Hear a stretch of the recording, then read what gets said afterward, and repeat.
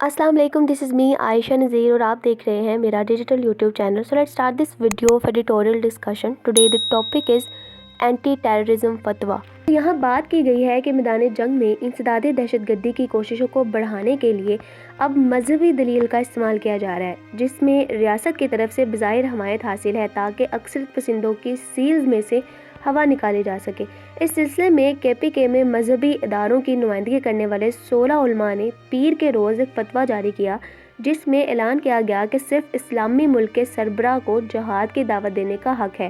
साथ ही साथ जो वफादार हैं उनको क़यादत और आइन पर अमल करने की तलकीन भी की। अगरचे फतवा पर दस्तखत करने वाले तमाम बड़े मुस्लिम फ़िरके हैं वो इसकी नुमाइंदगी करते हैं, लेकिन इसमें जो ज़्यादातर हैं वो देवबंदी और अहले हदीस हैं। और इसके साथ ही जो KPK के कुछ बड़े बाअसर मदारिस हैं वो भी इनमें शामिल हैं। बिलाशुबा पुरतशद्दुद इंतहा पसंदों की जो खौफ और हरास पर मुबनी बयानबाजी है, इसका मुकाबला करने के लिए इल्मी और मजहबी दलील की ज़रूरत है। लेकिन यहाँ दो बड़े सवाल उभरते हैं कि पहला सवाल तो ये है कि क्या अफ़गान मुजाहिदीन और दीगर मजहबी ग्रोहों को मसला और तरबियत देने की माजी में जो गलती इसने की है, क्या बिलवास्ता इसका इतराफ़ करता है? और दूसरा ये कि क्या अक्सरियत पसंद अक्ल की आवाज़ पर कान धरेंगे? तो बिलाशुबा मजहबी तौर पर मुतासिर होने वाली अक्सरियत पसंदी 4 दिहाइयों से मुल्क में मौजूद है, जिसने अफ़गान जिहाद के दौरान अपनी सबसे नुमाया शक्ल इख्तियार की है।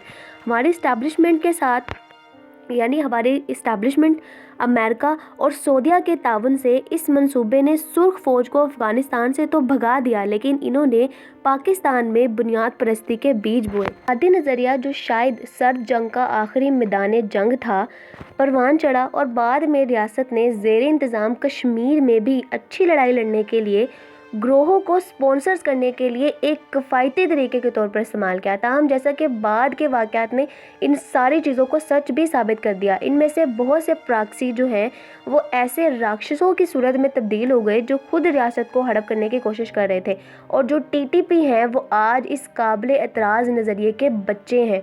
लिहाजा अगर रियासत ने मजहबी अक्सरियत पसंदी पर हमेशा के लिए दरवाज़े बंद करने की कोशिश की है तो ये एक खुश आइन अलामत साबित हो सकती है। फिर भी जैसा कि ऊपर कहा गया है कि क्या ये जो इंतहा पसंद तंजीमें हैं वो उल्मा की बात सुनेंगी और हथियार डालेंगी? ऐसा होने के इम्कान फ़िलहाल बहुत कम है।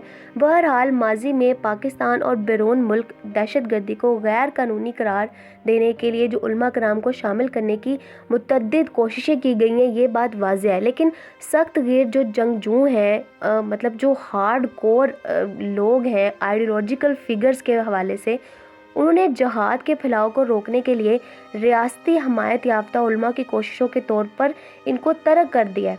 ताज़ा तरीन फतवा मज़ीद बुनियाद परस्ती को रोक सकता है, लेकिन ये सख्त गैर नज़रियाती जंगजुओं को जो हार्ड कोर आइडियोलॉजिकल फिगर है उनको अपने पुरतशद्दुद तरीके तर्क करने से बाज नहीं रख सकता।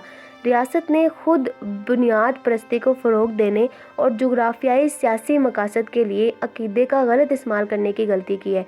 इन बयानियों का मुकाबला करने में वक्त और मेहनत दोनों दरकार होंगी। So this is all about the second editorial of the day. Stay tuned. See you in the next video. Till then, Allah Hafiz.